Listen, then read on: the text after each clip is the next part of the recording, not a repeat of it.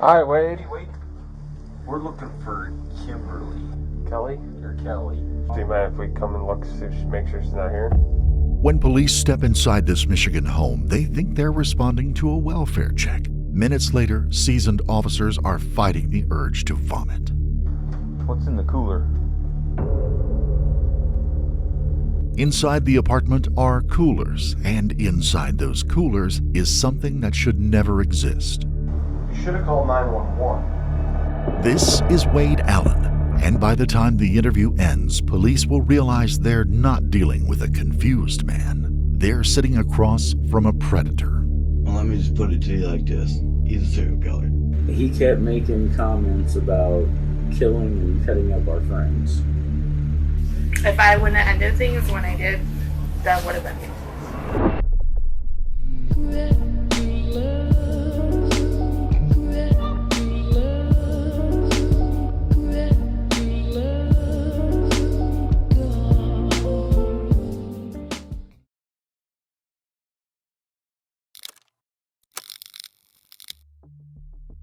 On the night of May 22, 2019, police in the small town of Sturgis, Michigan received a chilling 911 call from a man who identified himself as Stephen. According to Stephen, inside a house at the intersection of North Maple and Hatch Streets, police will find the body of a deceased woman. Two officers are quickly sent to investigate. When they're unable to locate the residence, they call back the anonymous tipster for clarification. Hi, Stephen. Yes. This is Officer Fred with Sturgis Police Department. We checked that address, and there's nobody. It's not an apartment. It's just a house. Did you see this firsthand, or he tell you this, or how? He told me about it and asked me if I wanted to see or see the body, and I said no. Okay. So he just asked you if you wanted to see the dead body? Yeah. Okay. He was trying to get me to help him to where he can go bury the body, and we told him that we wasn't going to do that. And do you know who the person is that... Yeah, her name is Kelly Jean Warner. It's almost midnight by the time officers pull up outside of a dilapidated house on North Maple Street, this time to determine or rule out the presence of a dead body in the apartment. But even before they reach the door, a foul odor hits them.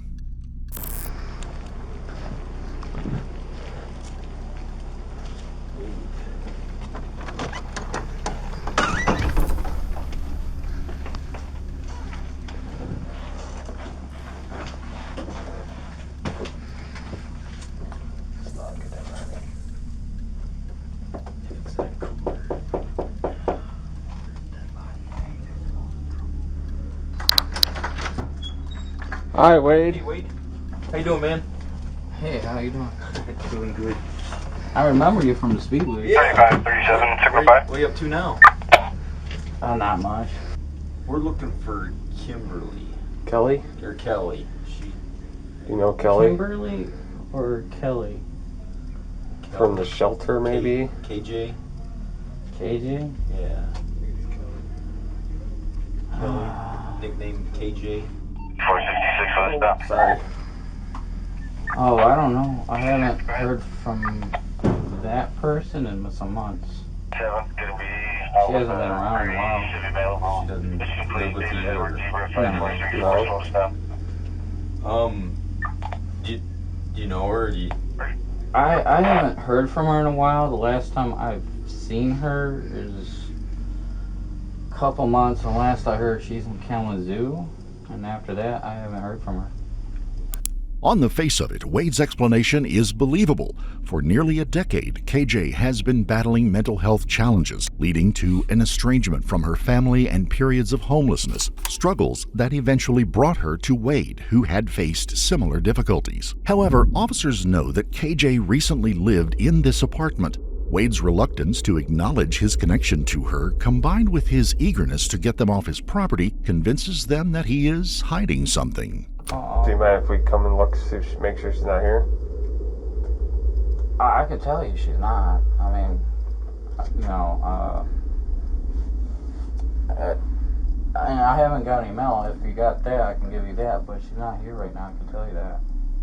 You don't mind if we just verify real quick she's not in there, and then we'll get out of here. We'll just tell Kalamazoo that she's not down here, and we can get that wiped off the plate. I think the best way for me to help you get a hold of her is through the shelter. I got her shelter manager person, and I can give you that information, but as far as here, I don't like just... My place is a mess, and I don't like just people coming and going all the time. We don't care. We see all sorts of apartments and homes. Well, all we gotta do is verify she's not here, and then we can get out of here and be done with it. They've been trying to locate her for a few days.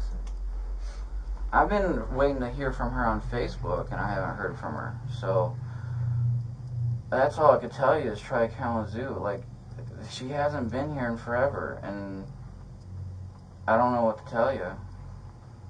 Okay. Well, I'd really appreciate it if you let us come in and look real quick. We could care less about whatever your apartment looks like. Hey, you Signal 5? Signal 10. I don't know. I feel iffy. If you guys want to come by another time, just not right now. Let me at least have a day where I can clean up and do things. Okay. Well, here's the deal, Wade. If we gotta get a search warrant, we will. All right. Okay. We don't want to go that route. I know. That's a lot of work for all of us, including you. So, if we gotta do that, we're gonna have to detain you and put you in the car for a little while. I can open up and I'll say, hey, KJ, Kelly, and there's no Kelly or KJ. You mind if I just stand here and look in? You can. I mean, I don't have her here. Okay. Honestly. She hasn't been here in months. Can you just throw some shoes on real quick? I could. Why? Why do I need my shoes on? Because like I said, you're gonna be detained and we're gonna get a search warrant, okay? Oh, you just want to walk in, that's it? Yeah, that's basically all we want to do is just verify Our it. bosses want to make sure she's not here. So we want to do what we got to do for our job, and then we're out. And if she's here, we don't care. We can just say, not. hey, okay, if she's not here, Do you want if it's just one of you then? I just one don't of us feel is one of us is fine. You want to come in? I'll go in, Wade. Thank you. I know you know me enough. Like, Yeah, I just. it's not much, but I don't have. I mean, I got my friend's sunglasses here, but.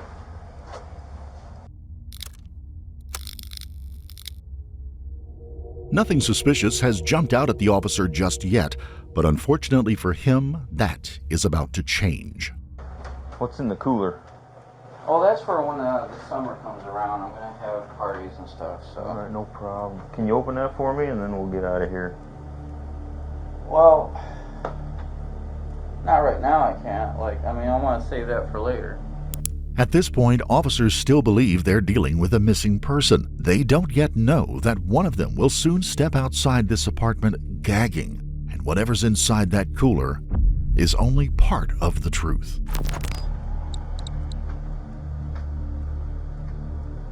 Oh, yeah. But I showed you, she hasn't been here in forever. Okay. Well, why don't you just open that cooler and we'll get out of here. I just want to make sure anywhere that she could be hiding. She's not gonna be hiding. Well, okay. I just need to know that, okay? No, I mean, I can help you out there, but I've shown you everything. Okay. All right. You won't. I haven't seen her, like I said, in forever. Nope. You don't have no closets or. No. I mean, just this. And that's it. Okay. But she's not here and hasn't been. I wish she was. All right, man. You can walk me to the front then. So. All right. You won't open that cooler for me? Well. Can you open the fridge for me? Make sure she's not hiding in there. There's no point in the fridge either. I mean, Okay. it's just food and stuff. I understand. Wade's refusal to open an industrial-sized cooler has set alarm bells ringing. With a growing sense of unease, the officer will now take swift action. You have shoes you can throw on real quick? A little bit. But here, I'll help you. Okay, I'll help you out. Go on out. Well, I gotta You're detained right now, okay? Go on out. I'm detained. You're detained right. Walk out there. You said I said get my shoes on. you're not gonna get them on now. I'm giving you the opportunity. Walk out there. Do it now. You got anything illegal on you? No, I don't. Okay, put your hands behind your back. You got a knife or anything like that? No. Okay. Why don't you turn around against the wall real slowly? Being detained, I'm just... just want the opportunity to look the rest of the way through the apartment, okay? Well, I showed you everything. Here, let me... Do you want to show me? I will. I showed you everything. Why don't you walk back in there and show me then? But I did. See? Can I look in that fridge? Yeah. Okay. It's nothing... Okay. I see she's not in there. What you want to be in a fridge? I understand that, but we gotta look. We found people in some crazy places. In little cupboards like that, people can crawl in there and fit in there. I just want to make sure 100% that she's not here, and then we'll get out of here. She wouldn't have to hide. Well, I don't know her. I don't know anything about her. I don't know if she's hiding from the law or hiding from her family or what she's doing. Well, I so don't think she would. I just want to verify. Okay. Can I look in that cooler over there? That's kind of, like I said, later on and summer stuff, but I'm trying to keep my stuff kind of private, you know? Well, that's fine. All I want to do is open it, say, KJ, you in there, and then close it right back up, and I'll get out of here. You'll be out of handcuffs, and we'll be gone. Well, let's have a warrant for the rest of this, and I'll just get detained. I actually like to stay out here if that's okay. Well, we can't, because we got to type a search warrant, and you got to be detained while we do that. I won't move. I won't be out of the way. Well, you got to have a seat. I'll roll the windows down. But I'm not under arrest. You're being detained. Yeah, you're not under arrest right now. Okay, so I just want to sit through this. While you're being detained, you got to abide by our rules, and our rules are you got to sit in the car. Okay, I appreciate that. You want me to roll the windows down for you? Will you show me what the warrant's going to say on it? Yeah, absolutely. We got to type it up first. Okay. So. Because I did let you in the premise. Yep. You let me in. You gave me consent to walk through, but you didn't give me consent to check the whole area. Right. So. I did give you consent to walk through because you wanted to look for her and she wasn't there. Yep. But I didn't get to check the whole area. So, in order to do my job, I gotta check the whole area. So I gotta ask the judge, wake him up and say, listen, I checked most of it, but there was a few areas that Wade wouldn't let me look that would be big enough to house KJ. To officers, Wade seems confused, overwhelmed. But at the same time, the man will later describe calmly how he kept someone alive. This is the most disgusting thing ever. Hopefully you never have to see something like this in your life. Ever. Whatever we see in that house, I could care less. I got stuff in my house that's not supposed to be there. Alright, if you let him check, we would have been gone by now. Yeah, you'd have been sleeping. All we got to do is say, listen, yeah, she's not here. We're going to move on. We checked everywhere. She's Yeah. here. She's not here. All right. Well, let me go back then, and then I can get my ball, and then I can let you check everything then. Okay. I appreciate that. It's going to save us all a lot of time and agony and. Because this caused me claustrophobia, and I'm really having anxiety. Yeah, it sucks. It sucks. I know. But in order to get a search warrant, I'll have to leave you. So, all right. I gotta lock everything back up. The officers have saved themselves from a long wait for a search warrant. Yet, what the officer is about to see will permanently change this investigation. And it will confirm something far more disturbing that Wade has been living with for weeks. Okay, I'm gonna open the door for you. Yeah. You don't want us come or gone. Then we'll get you out of handcuffs and we'll leave. Yeah. I'm good to check things out. All I'm concerned about is any closets or any coolers. Like I said, just in here. Watch. Okay. Can I pop it open? Just take a peek. Well, yeah, if you want. Okay. Why don't you step back for a second? Okay. What's in there? Just stuff. Okay. All right. Let's head out here. But my wallet's right there. Okay. I'll grab it. Head out here. Yep. Everything's good. I showed you everything? Yep. You're under arrest, okay? Under arrest? Yes, you are. Alright. Gotta get the crime task force out here. Inside the cooler, the officer has just glimpsed the unmistakable shape of a human body. Come check this out. We got a homicide, found a body in a cooler. Looked like she's probably, I don't know, doubled over in there. The cooler's probably 4 foot long or something. I looked in there and I seen an arm and it had like black mold dots on it. Hey Sam, this is Damon. I need you here at 209 North Maple, like ASAP. While officers move in on the crime scene, Wade is taken to the St. Joseph County Jail. There, a detective will sit down with him to hear his explanation for how KJ ended up inside a cooler in this apartment. Bear in mind that Wade has had weeks to prepare his story and to strategize. He can no longer deny that KJ's remains were in the apartment, but he can try to distance himself from her death. And he'll do that by leaning into the facade of a simple guy just trying to do his best, all in hopes of making his grotesque lies believable to the investigators. All right, Wade, so what I would like to know from you is, in your own words, what happened to Kelly Jean? I know she's been through a lot. I'll start with saying that she's hyperglycemic. Okay. Alright, so her eating levels are important. She has to have a certain amount of sugars or whatever. I only bring that to attention because I know at one point while she was making the cereal, she fainted and really hurt her head, and it really concerned me.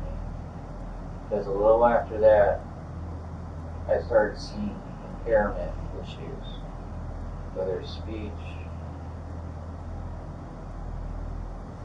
memory, things like that, and I was concerned. That incident had to have happened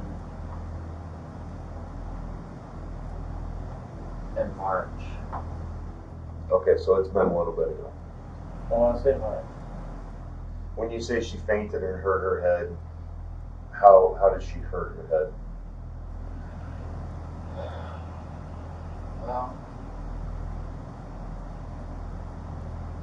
I watched her when she fell, and when she fell back, it was the back of her head on the floor, and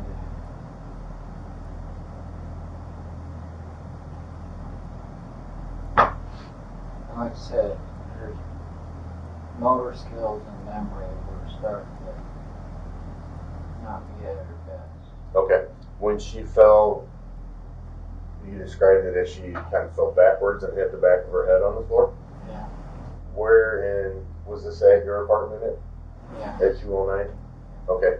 Where inside of the apartment did she fall and where did that happen at? Kitchen. In the kitchen? Okay. When she fell, did she become unconscious? Did she knock herself out? Did she just kind of stun herself? Did she? She was unconscious for a little bit. Okay. About how long would you say a little bit would be? Well, I would say 5 to 10 minutes, and even though that might seem like a little bit to me, that's a long time for someone to be unconscious. Right. KJ was, in fact, a diabetic and may have suffered a sudden drop in blood sugar that could have caused her to faint. What's unusual is Wade immediately prefacing the interview with information on KJ's previous relationship, almost as if he is preempting any injuries the police might discover on her body. Okay, so let's go start from March of 2019 when you witnessed her faint and hit her head and move up until today. Alright, because I believe she left for a while, got into a really bad relationship, and then when she came back to me,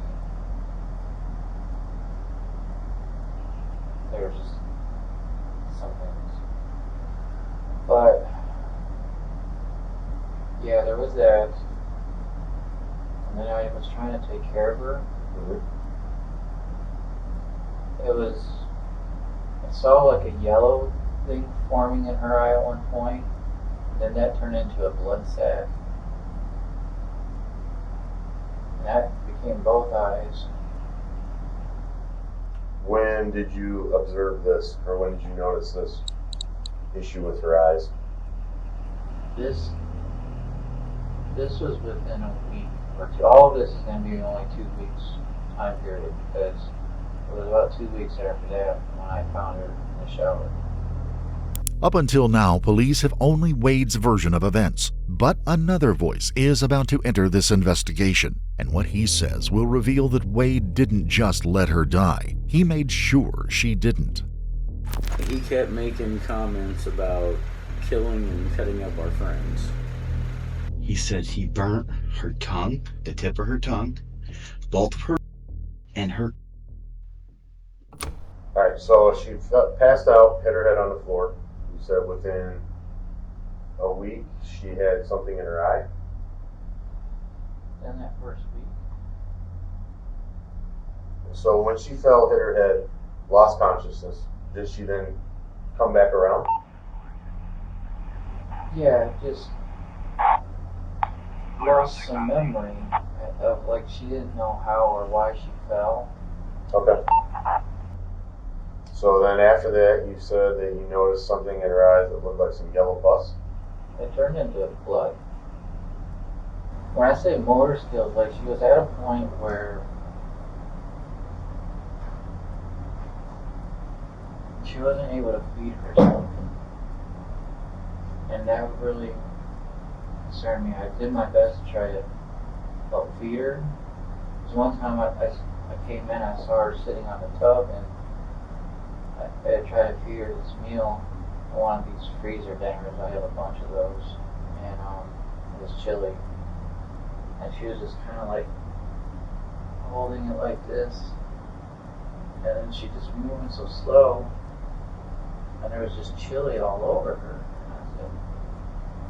I tried to feed her as much as I could. I said, if you need help, I'll feed her. And then, like, when it came to, like, drinking water, I eventually started to give her a straw, because, like, when I tried to pour water into her mouth, there was a few times she would choke on it, so I'm like, this is not working, we need a straw. What Wade's describing is, in fact, KJ's slow and terrifying death over a 2-week period without any medical attention. It's clear to the officers that he is completely unaware of just how twisted and abnormal his actions appear to a normal person. On the surface, this might suggest a low-functioning cognition, or it could also point to something far darker, like that the truth of his actions during those weeks was so monstrous this pales by comparison. While Wade is being interviewed, detectives are busy gathering statements from other people who might corroborate his story. What they will learn, however, will cast a completely different light on Wade's supposedly loving relationship with KJ. The couple's neighbor, Melanie Brown, tells police that during the 6 months Wade has lived at the apartment, she frequently heard screaming arguments coming from the yard behind the house. One fight in particular stood out just a week before KJ disappeared. But there was a lady outside yelling, and she was, that other house right over there where she was in the kitty corner part of it, yelling, and I could have swore it was like the end apartment where they all party at and everything, so I just thought it was that. I'd have never, but evidently it was those two that were arguing. And I even was looking, I'm looking because I normally don't let them see me. Another neighbor said that during the time Wade was caring for KJ, he made a comment that deeply troubled her. And then he told me that she slipped in the bathroom and hit her head, and that he thought she had a skull fracture, and I said, well, take her to the ER. He goes, no, I'm taking care of her. And then the next thing I know, he said she had left. Wade has given police and his neighbor 2 different versions of how KJ sustained her injury. This won't be lost on detectives, but what he will describe next is so shocking it will leave these seasoned investigators speechless. I thought she'd be okay if she was laying down, not standing up. I wouldn't have to watch over her. She would fall. Right. So I see morning,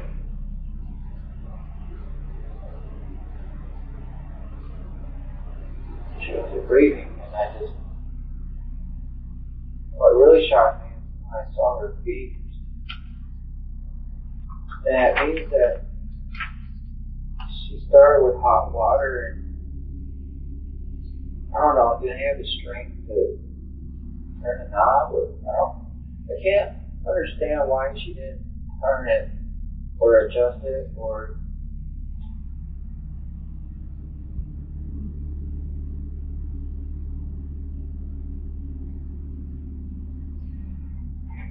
And I don't know if that was the cause of death. Is hot water? When you left the bathroom, how was she positioned? She was laying in the tub. Okay. And you said you started the water, so the water was running? Yeah. And was the tub the stopper in there so that the tub would accumulate water so she could take a bath? Yeah, and did you go back in there? I went to sleep. You went to sleep? I thought she'd be okay. This is truly a chilling admission. Wade has essentially just suggested that KJ's death may have resulted from lying in scalding hot bath water, a horrifying scenario. But he has also just slipped up in a big way. If KJ was too weak to move or feed herself, she obviously could not have turned on or off the hot water. Wade either knew this and deliberately left her to suffer and ultimately drown, or he had full control over the scalding water that night. With it increasingly clear that Wade was responsible for KJ's death, the detectives now raised the pressure. What happened? What were your next steps as to what happened? Well, at this point,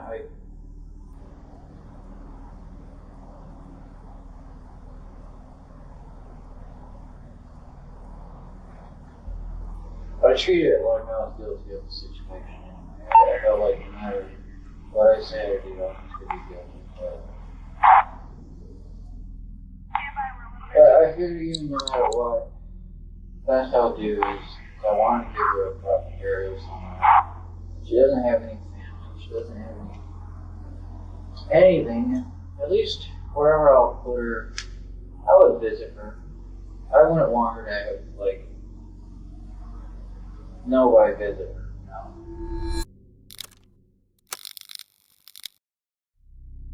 It was at this point that Wade called on his best friend, Stephen, to help in moving KJ's body. But this is where Wade makes a fatal error.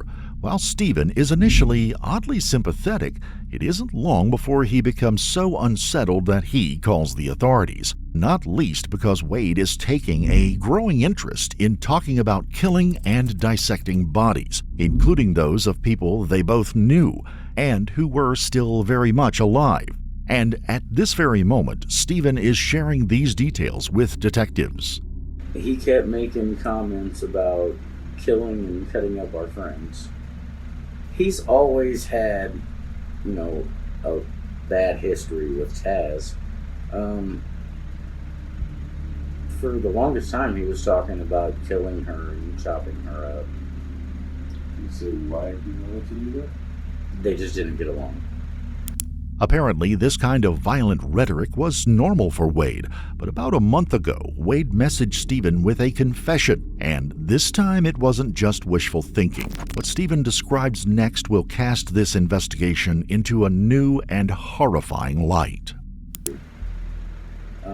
He said that he had hit KJ, as he's done numerous times, but this time she hit her head on the fireplace, the mantelpiece of it, and that she had stayed like that for a couple days, and he knew she was alive, but she wouldn't eat or nothing like that. He said that he took a torch and would torch some of her body. I don't really want to mention which parts that he was talking about, but do you mean that like her private areas? Yes. Okay. Just to see if she was still there, I guess. He said that he put her in the tub, and eventually, after, that's when all the burnings and everything was, eventually he got a saw and cut her up and put her in coolers And his plan was to dispose of the body, and that's when he asked me if we could drive him around, and we told him no.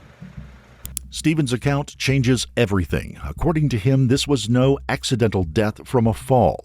Worse still, during the period of time when KJ was dying, Wade had not only failed to get her medical attention, he had taken to burning and torturing her. The revelations are sickening. Where did he say he cut her up at? The bathtub. He said he cut her in the bathtub? Mm-hmm. Yeah, he told that his neighbors that he was going to be cutting some wood and stuff, so I don't know. I'd come out of the bathroom and he's like, hey, you want to see the body? And I was like, no. I was like, I trust you, I'm good. Okay. All right. Stephen's account has given detectives all the proof they need that Wade is lying. But if others think they've uncovered the full truth, they are mistaken. As Wade is interviewed at the station, investigators are processing the evidence found at Wade's apartment, and it all points to a crime too harrowing to believe. Morning, boss. Hi. Where am I going? What's that? Where are we going? Back in the corner in the living room. There's a green cooler right there. I just cracked it. He finally gave me permission to come in here and look in there. That cooler? The lid opens from the back side. I peeked over the left hand.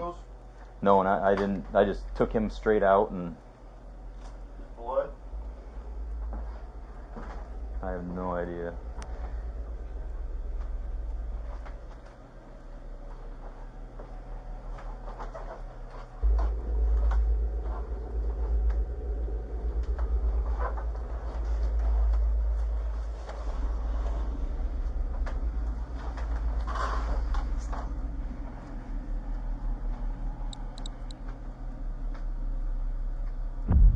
Oh, yeah.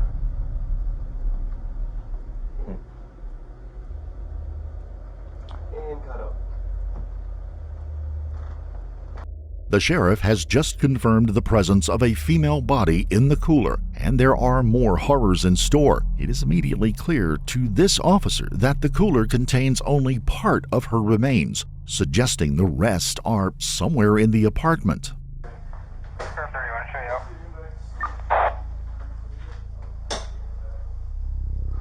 There's another cooler in here. There's another cooler in the bedroom. I saw some toes and an ankle. Yeah, there's one in there.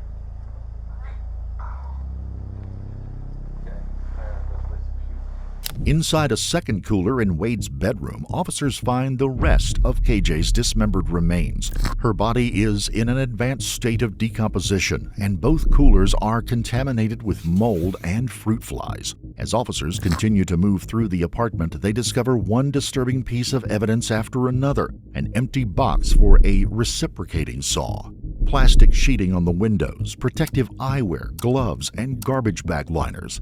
Most chilling of all, they find ropes, ties, and, oddly, a single white ribbon, an item which will later take on a horrifying significance. The tactical response team now prepares to conduct a forensic analysis of the scene. Even these seasoned investigators are physically sickened by what they find in the apartment. Officers don't yet realize, however, that they have only glimpsed the horrors that took place in that apartment, horrors that will only come to light in the weeks to come. And incredibly, Wade's depraved crime spree isn't over yet. With Wade completely unaware of what the police have learned, he moves confidently on to the next part of his story, and the most disturbing. I didn't move her at all for a long time. How long do you think a long time would be? 2 or 3 weeks.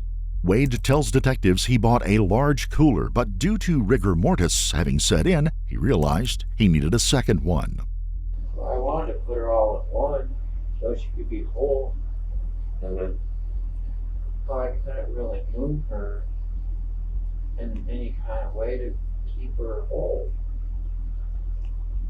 Nothing I could do to keep her remain whole.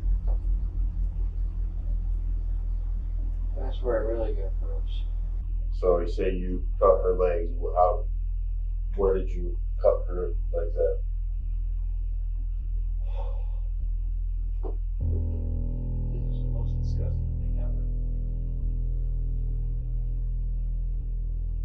Well, you never have to see something like this in your life. Ever. But for someone who claims to have found the whole thing disgusting, Wade has no trouble relaying to officers in graphic detail how he dismembered KJ's body using a reciprocating saw. Alright, so here and then here. I started here, but then I realized her knees were still over to the edge. Mm-hmm. So I had to go here too. Okay. And how did you cut her legs? I used a saw. A saw? What? Like a hand saw? Like a Reciprocating saw. reciprocating saw? During the search of the house, police will find a receipt for the reciprocating saw from April the 17th, suggesting that KJ had been in those coolers for more than a month. Wade's comment about wanting to see KJ's body offers detectives yet another glimpse into the twisted workings of his mind. This was not the first woman to fear Wade. Another girlfriend said she believes she escaped with her life, and that if she hadn't left when she did, she might have ended up in that cooler too. If I wouldn't have ended things when I did, that would have been me. And that's terrifying to me. With his version of events now laid out, officers prepare to turn the tables using evidence that directly contradicts his story. So when was it that you called Steven then? Around the time of, like, within a week after she passed. Okay. What did you tell him happened to Kelly? I don't know what happened. Did you tell him that you backhanded her? Something happened and she passed away? Backhanded her?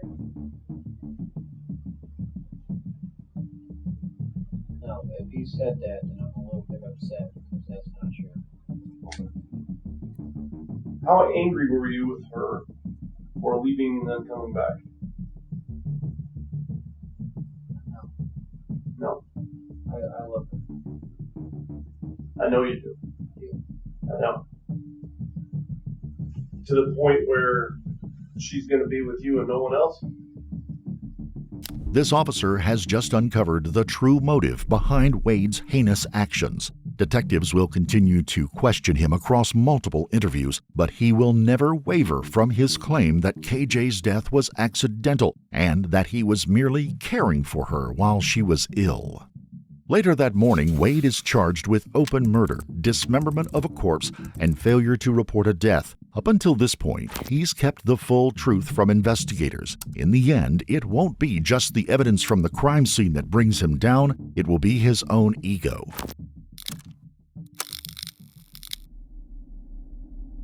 While Wade sits in the St. Joseph's County Jail awaiting his hearing, he begins boasting to his cellmates. But even for these hardened criminals, what he reveals is so grisly, so disturbing, that they can't stay silent.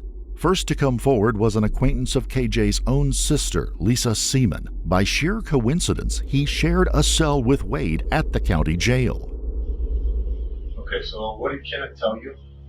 How he had murdered my sister and where he was going to marry her, which he had said he dug a hole behind Kroger's. But that's just the beginning. Soon afterwards, a man named Daniel Kiefer finds himself unlucky enough to share a cell with Wade while he's in custody. After hearing Wade's story, he's too afraid to sleep and reports what he's heard to the authorities. He's right to be afraid. What Daniel doesn't know at the time of this interview is that he's about to become Wade's next victim. Dude, this guy is... Well, let me just put it to you like this. He's a serial killer. Okay. Okay. He told us that he physically had this girl down on the bed with a white ribbon around her neck, watching the clock for 5 minutes until she was dead. And he brought her back to life. And when he did, the torture that he put her through before he had choked her out with this white ribbon, He gave us detail on this ribbon and this paracord that he used, and it's gross. It's disgusting. And you said he brought her back. What do you mean by that? What did he gave her CPR. He was giving her CPR and brought her back. At that time, he said that she went blue, and he said he got on his phone because the next day, when she was already brain dead. When he started strangling her? After she become brain dead. Okay. Because she couldn't talk, she couldn't walk, anything. He said that he bought a torch lighter from Dollar General in Sturgis, out to buy, he said, the pediatric center. And he said he burnt her tongue, the tip of her tongue, both of her, and her. And I said, wow. I said, that's gruesome, dude. I said, what did you do after that? He says, I had with her. I said, are you serious, dude? He said, yeah. He is very turned on to me, like wants to do things with me. That dude needs to be put away for a long time. I agree. This, what I heard, was the most traumatizing thing I've ever heard since I've been in any county jail. But we were taking shifts on staying awake. Okay. We didn't want to go to sleep with this guy in there. Gotcha. That's why he did this, because he said she cheated on him. Okay. This was the main reason why he did this to her. Because she cheated on him and broke his heart. It wasn't just Daniel who would come forward with harrowing accounts. And what did Wade tell you that he did to Kelly? He basically told us that he tied her up and put her in a closet while he would go to work. And he gagged her with a screwdriver and a wash rag, and he would put a wash rag around into the screwdriver and made it like a horse bit. That's why he wouldn't have to take the bit out of her mouth, because he could wet the wash rag and give her water, so he'd keep her tied up longer without having to untie her. Okay, so when he tied her up and put her in the closet when he went to work, is that when she was alive? Still alive and normal? And yeah. Okay. And then he said he put a screwdriver. Yeah, he said he did it like a bit, but he wrapped a wash rag around it. And what was the purpose of that? So she couldn't yell and scream. But he said he did the wash rag so he could put water on it, so she could suck water out when he was at work, so she would be dehydrated. His laughter about it, his smiling at me, and I don't know why he confided in telling me, or why he said anything to any other people. But he would sit and watch Criminal Minds and talk about, if I had it all, I wish I'd have watched this and I could have done it differently. The way he talked, it seemed like he has done it before. This wasn't the first hit. Okay. And I just want to slow down and back up here. Just take a breath. Yeah, it gets me going, man. Right? No, I get it. I mean, it messed my sleep, but it's tore me up, man. Just well, hopefully after we talk today, you'll be able to get some sleep and stuff in. Sorry. So take a breath. I've been excited to be able to talk to you too. He was kind of opening up to me, and he admitted that he had burned. He used a torch lighter to burn Kelly Jean. Used a torch lighter to burn her what? Her female parts. Okay. And I asked why, and he was just like, he didn't tell me right away. But eventually he told me that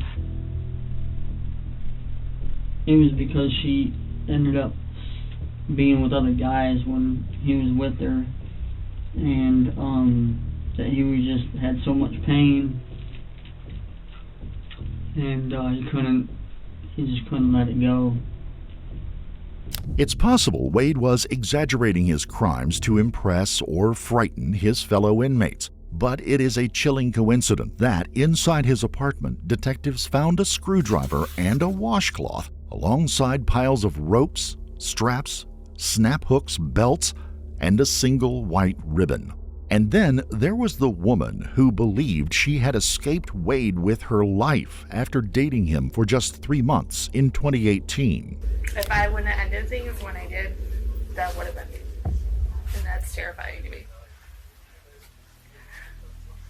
So what happened that ended your guys' relationship? Okay, so my kids had just started school again, and I needed to be home with them. And so I couldn't do whatever he was asking me to do, like pick him up or something. Mm-hmm. And he ended up showing up here. Here at this house? Yeah. So he showed up at my house, and he wanted to go to Kalamazoo. Okay. Because that's where he was from. Mm-hmm. And he wanted to go home because they were dealing with some issue. Like they needed, I don't know. He felt like he needed to be there. But I had my kids, and I could not take him. Mm-hmm. And he started to fight out here, and I finally was like, okay, just get in the car, like I'll take you just to get you away from me. And my kids were in the back seat, and he was in the front seat with me, and we were driving towards Kalamazoo, and he realized that I was going to leave him there. Mm-hmm. And he said something, and I just put my hand across. I didn't even touch him. I just was like, stop, like just stop, my kids are right there, like you're freaking out. And he told me that he would break my fucking arm if I ever did that again. Mm. And I didn't even touch him. Just kind of did the like, hey, ease up kind of thing. Yeah. And so my daughter was she's a diabetic, Mm-hmm. and she started. I didn't know at the time, but she was like, "Mom, my sugar's going low," but she was just faking it to get back home. And smart girl. So we turned back around, and I'm like, "Okay, Jody's going low. Don't say anything else. Like, I need to get her taken care of. Let me just get us back to home." Mm-hmm. And so I got us back here. My kids got in the house. I got away from him, out of the car, and he's like, "Just get back in the car and take me." And I'm like, "No, I'm not getting back in the car." And I put like a bicycle and a chair between us, and I wouldn't let him get close enough. And he's like, "No, I'm not gonna hurt you. Just come here. Let's just figure this out." And I was like, no. You need to find like somewhere else to go, somewhere, like get away from me. I don't want anything to do with you. And he ended up finding a ride from the Love Inc. place down here on 134th right here. Okay. And one of the guys from there brought him to Kalamazoo. Mm-hmm. But when he left, he stole my phone. So I was like, I didn't know that right off the bat, but I'm like, where's my phone? And then